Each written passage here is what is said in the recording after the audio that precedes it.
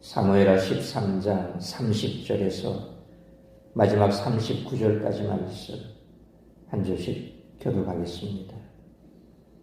그들이 길에 있을 때에 압살롬이 왕의 모든 아들들을 죽이고 하나도 남기지 아니하였다는 소문이 다윗에게 이르매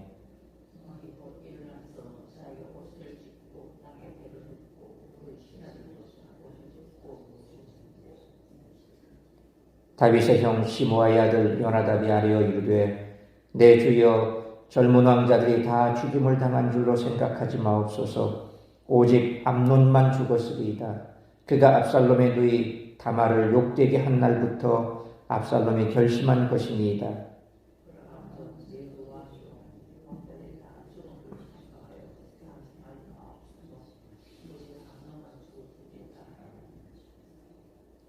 이에 압살롬은 도망하니라. 바수하는 청년이 눈을 들어보니 보아라 뒷산 언덕길로 여러 사람이 오는도다.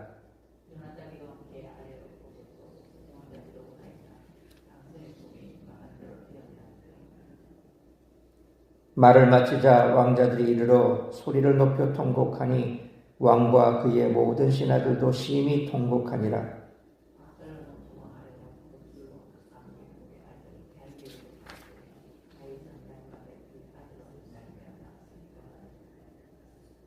압살롬이 도망하여 그술로 가서 거기에 산지 3년이라.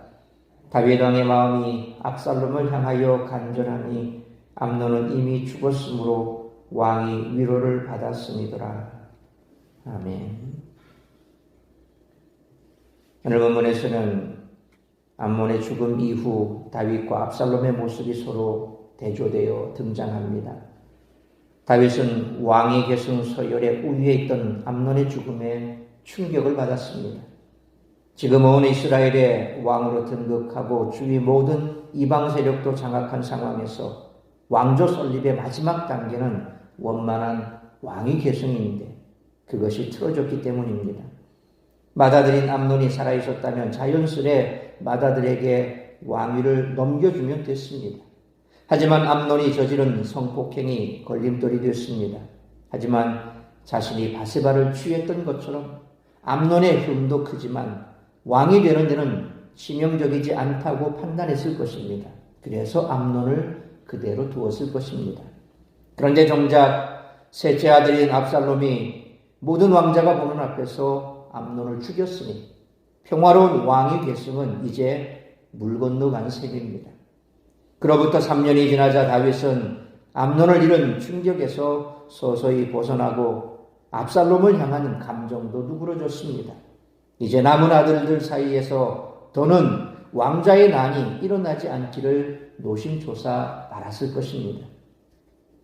반면에 오늘 본문에서 압살롬은 아무런 말을 하지 않습니다. 그러나 그의 존재감은 누구보다도 큽니다. 압살롬이 왕위를 노리는지는 확실치 않습니다. 더러 왕위 계승 서열의 우위를 차지하기 위해 동생 다말을 이용했다고까지 생각하곤 하지만 그럴 법하지는 않습니다. 앞서 언급한 대로 압살롬에게는 그럴 만한 세력도 명분도 없기 때문입니다. 드러내놓고 말하지는 않았지만 압살롬도 왕위가 탐났을 수도 있습니다. 그러나 지금은 존재감만 과시하는 것으로 만족하고 외가에서 상황을 지켜보는 수밖에 없었습니다. 그 기다림은 3년이 걸렸습니다. 칼을 들고 전면에 등장했던 압살롬이 이제 어떤 행보를 할지 독자들은 궁금증을 가지고 지켜보게 될 것입니다. 모든 관계에서 갈등은 늘 고통을 가져오겠지만 가족관계 안에서 겪는 불화와 갈등은 더 큰 상처와 아픔을 가져옵니다. 당시의 다윗은 모든 부귀영화를 누리는 왕이었지만 가족 안에서 일어난 불화로 전혀 행복하지 않았습니다. 사랑으로 충만하여 평안한 안식처가 되어야 할 가족이 피비린내가 가득한 전쟁터로 변해버렸습니다. 따라서 이와 같은 오늘 본문의 말씀을 통해서 우리들이 깨달아야 할 것은 첫째로 30절로 33절 말씀처럼 죄의 악하고 치명적인 결과를 생각해 늘 경계해야 한다는 것입니다. 앞선 29절 말씀처럼 암논이 압살롬의 종들에게 살해당하자 다른 왕자들은 노새를 타고 도망쳤습니다. 그런데 다윗에게는 30절 말씀처럼 압살롬이 왕자들을 하나도 남김없이 다 죽였다는 소식이 전해졌습니다. 그 소식을 들은 다윗은 31절 말씀처럼 옷을 찢고 땅에 드러누웠습니다. 너무나도 충격적인 소식에 살 소망을 다 잃어버린 듯 했습니다. 하지만 잠시 후 요나답이 나와 그 소식을 정정해 알립니다. 32절 말씀처럼 다윗의 아들들이 다 죽은 것은 아니고 오직 암논만 죽었을 것이라고 주장하며 암논이 다말을 욕보인 그날부터 압살롬이 계획한 오리라는 사실도 추가로 보고합니다. 그리고 33절 말씀처럼 요나답은 앞서 했던 말을 되풀이합니다. 곧 다윗에게 자신의 말이 뚜렷이 기억되도록 했습니다. 그 교활한 처세술을 엿볼 수가 있습니다. 요나답은 2년 전 암논에게 다말을 떼어낼 방법을 알려준 인물로 다윗에게 족합니다. 그는 이 사건이 가진 심각성과 비극성에 대해서는 전혀 관심을 갖지 않습니다. 암논과는 친구요 사촌지간이었지만 그의 죽음에도 전혀 동요하지 않는 모습입니다. 요나답의 관심은 오직 자신이 왕에게 인정받는 것이었습니다. 이와 같은 요나단의 모습은 분명 그리스도인으로서 매우 좋지 않은 모습입니다. 그러나 이보다 더 중요한 것은 죄에 대해 가볍게 여기는 것과 죄에 대한 무감각입니다. 다윗은 죄로 말미암아 아들들을 잃어야 했습니다. 그러니 어찌 죄를 별거 아니라고 하겠습니까? 그러므로 죄는 치명적인 결과, 악하고 고통스러운 결과를 초래해 돌이킬 수 없는 상황을 만들기도 하므로 죄의 악하고 치명적인 결과를 생각해 늘 경계하는 우리 모두가 되시기를 축원합니다. 두 번째로 34절로 39절 말씀처럼 받은 복을 잃어버리게 할 수 있는 죄를 심각하게 여겨야 한다는 것입니다. 34절 말씀처럼 압살롬은 도망쳤습니다.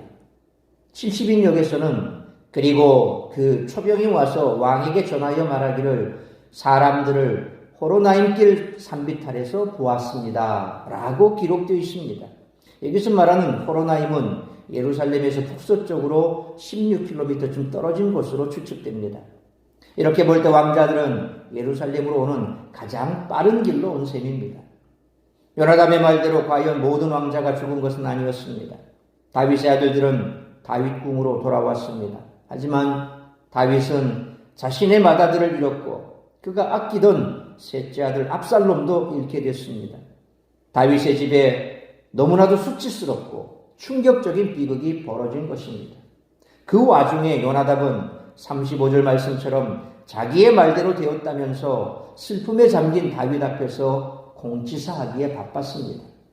그리고 36절 말씀처럼 살해 현장에서 도망쳐온 왕자들은 소리 높여 울었습니다. 한편 압살롬은 37절로 38절 말씀처럼 그 길로 도망해 그술 왕인 외할아버지 달메에게로 갔습니다. 그리고 그곳에서 3년을 지냈습니다. 특별히 37절은 다윗이 날마다 그의 아들로 말미암아 슬퍼하니라 라고 전하는데 여기서 그의 아들이 암논을 가리키는지 압살롬을 가리키는 것인지 분명하지 않아 의견이 참 분분합니다. 이 사람이다 저 사람이다 말하지만 다윗이 암논의 죽음에 위로받은 것은 한참이 지난 후이므로 나중이 되어서야 압살롬을 그리워하기 시작했다는 그런 주장도 있고 오늘 본문도 그렇게 보여집니다. 하지만 37절에 그의 아들이 누구인지는 사실 그렇게 중요하지 않습니다. 그것이 압살롬이 되었건 암논이 되었건 별로 중요하지 않다는 거죠. 왜냐하면 다윗에게 있어서 두 아들은 다 중요했고 소중한 아들입니다. 죽은 아들을 생각해도 떠난 아들을 생각해도 마음 아프기는 매 한 가지 때문입니다.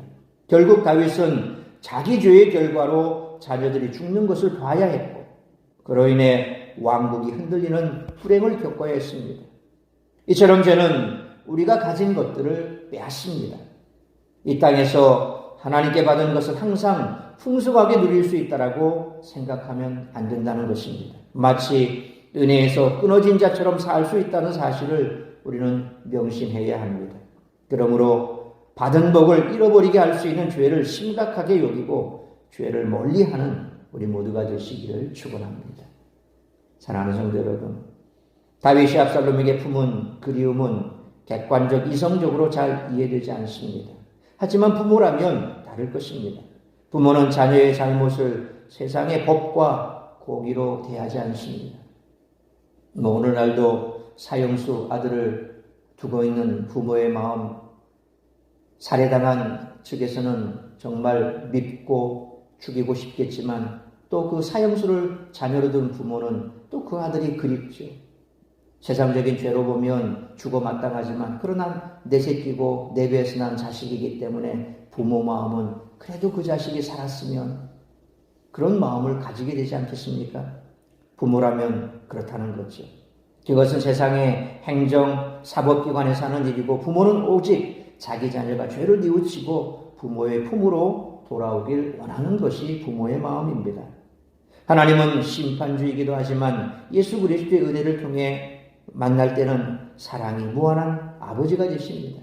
그래서 우리가 죄에서 돌이켜 다시금 하나님 품으로 돌아오기를 기다리는 분이 하나님 아버지의 마음이라는 것입니다.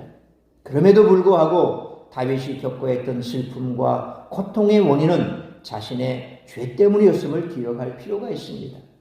그래서 하나님께서는 돌아오면 우리를 용서하시지만 그러나 그 죄과에 대한 징계는 반드시 받아야 하고 또 그로 말미암아 우리가 징계받을 때라도 하나님은 우리를 긍휼히 여기시는 그런 하나님이시라는 것입니다. 그러므로 죄는 치명적인 결과, 악하고 고통스러운 결과를 초래해 돌이킬 수 없는 상황을 만들기도 하므로 죄의 악하고 치명적인 결과를 생각해 늘 경계하고 죄를 멀리하는 우리 모두가 되시기를 주님의 이름으로 축원합니다. 기도하겠습니다. 거룩하신 아버지 하나님, 은혜와 사랑을 감사합니다. 오늘도 이 새벽을 깨워 말씀으로 예배로 하루를 시작하게 하시니 감사합니다. 오늘 주신 말씀처럼 마치 다윗은 하나님의 마음처럼 자식을 향한 그리움과 아픔으로 고통스러워했고 우리가 죄 가운데 머물 때에 우리 하나님 역시도 우리가 돌이켜 하나님께로 돌아오기를 간절히 기대한다는 사실을 우리는 너무나 잘 알고 있습니다. 그럼에도 불구하고 그 죄가 가지고 오는 치명적인 해악은 우리가 늘 기억할 필요가 있습니다. 죄를 지어 범죄하고 또 그 죄로 말미암아 당해야 되는 고통은 참으로 크고 또 그 해악은 나뿐만 아니라 가족과 그리고 교회 공동체 안에도 그 영향을 미친다는 사실을 잊어서는 안 될 것입니다. 그러므로 치명적인 악이요 또한 많은 이들에게 나뿐만 아니라 많은 이들에게 고통을 가져다주는 그 죄악의 큰 힘을 우리가 기억하고 항상 경계하고 죄를 멀리함으로 늘 말씀 안에서 은혜 안에서 끊어지지 않고 하나님의 은혜와 긍휼하심을 누리며 살아가는 우리 성도들의 삶이 되게 하여 주옵소서. 오늘도 우리가 이 땅 가운데 살아가며 여러 가지 많은 또 고민과 근심과 걱정으로 말미암아 혹여 하나님의 말씀에서 떨어져 나가지 아니하도록 붙들어 주옵시고 날마다 우리에게 베풀어 주시는 그 은혜 가운데 머물며 말씀 가운데 머물며 우리 하나님의 원하시는 뜻을 이루어드리는 그런 삶을 살아갈 수 있도록 성령으로 충만케 하시고 오늘도 우리 사랑하는 성도들 어디에 있든지 무엇을 하든지 이처럼 죄악 가운데 머물며 힘든 일 당하지 않고 어려움 당하지 않고 하나님의 뜻을 이루어드리는 그런 한날의 삶을 살아가게 붙들어 주옵소서. 교회를 주님께서 지켜주시고 또한 우리의 성도들의 삶을 붙들어 주시고 오늘 이 한날도 우리를 통하여 이루고자 하는 하나님의 뜻을 이루어드리기에 부족함이 없는 복된 한날의 삶이 될 수 있기를 간절히 빌고 소원하오며 이 모든 말씀 우리 주 예수 그리스도의 이름으로 기도하옵나이다. 아멘.